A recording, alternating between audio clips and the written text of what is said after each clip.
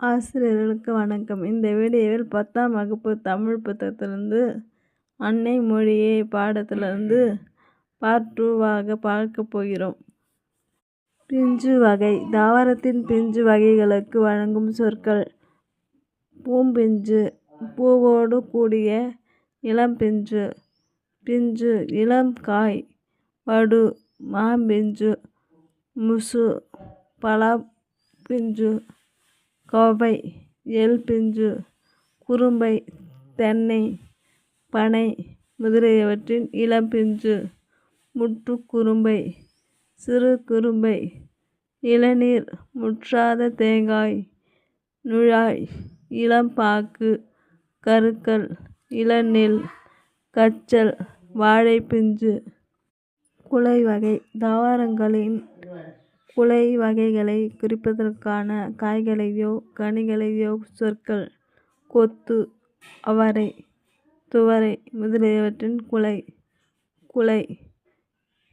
கொடி, முந்திரி போன்றவற்றின் குலை. தாரு, வாழைக்குலை. கதிர், கேழ்வரகு, சோளம் முதலியவற்றின் கதிர்.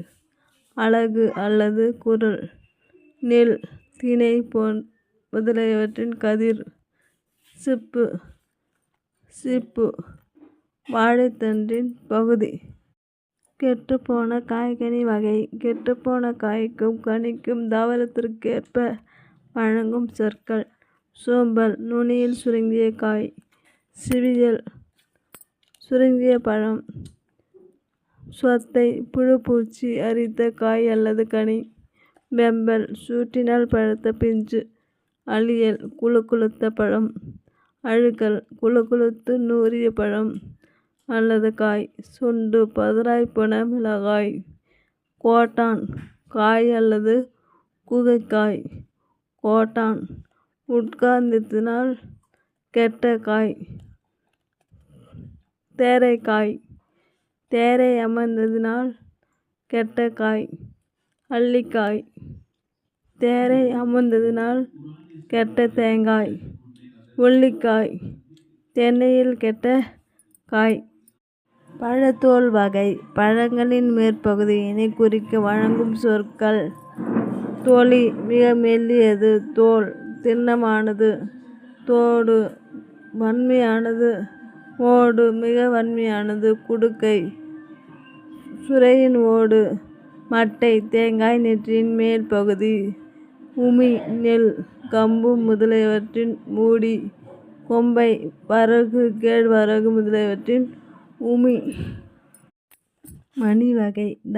தானியங்களுக்கு வழங்கும் சொற்கள்: கூளம், நெல், புல், கம்பு முதலிய தானியங்கள். பயிறு, வவரை, உளுந்து முதலியவை. கடலை, வேர்க்கடலை, கொண்டைக்கடலை முதலியவை. விதை, கத்தரி, மிளகாய் முதலியவற்றின் வித்து. காள், புளி, காஞ்சிரை, நச்சு மரம் முதலியவற்றின் வித்து. முத்து, வேம்பு, ஆமணக்கு முதலியவற்றின் வித்து. கொட்டை, மா, பனை முதலியவற்றின் வித்து. தேங்காய், தென்னையின் வித்து. முதிரை, அவரை, துவரை முதலிய பயிர்கள். இளம் பயிர் வகை. தாவரங்களின் இளம் பருவத்திற்கான சொற்கள்: நாற்று, நெல், கத்தரி முதலியவற்றின் இளநிலை. கன்று, மா, புளி, வாழை முதலியவற்றின் இளநிலை.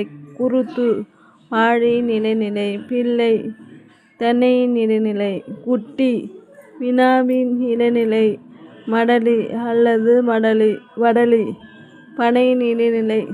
பைங்கூழ், நெல், சோளம் முதலியவற்றின் பசும் பயிர். எடுத்துக்காட்டாக, கோதுமையை எடுத்துக் கொள்ளின், அதில் சம்பா கோதுமை, குண்டு கோதுமை, வார்கோதுமை முதலிய சில வகைகளுண்டு. ஆனால் தமிழ்நாட்டு நெல்லிலோ செந்நெல், வெண்ணெல், கார்நெல் என்றும் சம்பா, மட்டை, தார் என்றும் பல வகைகள் இருப்பதுடன் அவற்றுள் சம்பாவில் மட்டும் ஆவிரம்பூ சம்பா, ஆனைக்கொம்பின் சம்பா, குண்டு சம்பா, குதிரைவாலி சம்பா, சிறுமணி சம்பா, சீரக சம்பா முதலிய 60 உள் வகைகள் உள்ளன. இவற்றோடு வரகு, காடைக்கன்னி, குதிரைவாலி முதலிய சிறு கூலங்கள் தமிழ்நாட்டிலன்றி வேறெங்கும் விளைவதில்லை. தமிழ்நாட்டிலும் தென்னாட்டிலேயே அவை விளங்குகின்றன. உங்களுக்கு தெரியுமா, உலகத்திலேயே ஒரு மொழிக்காக உலக மாநாடு நடத்திய முதல் நாடு மலேசியாவே.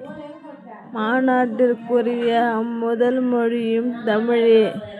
பன்மொழிப் புலவர் க. அப்பாத்துரையார்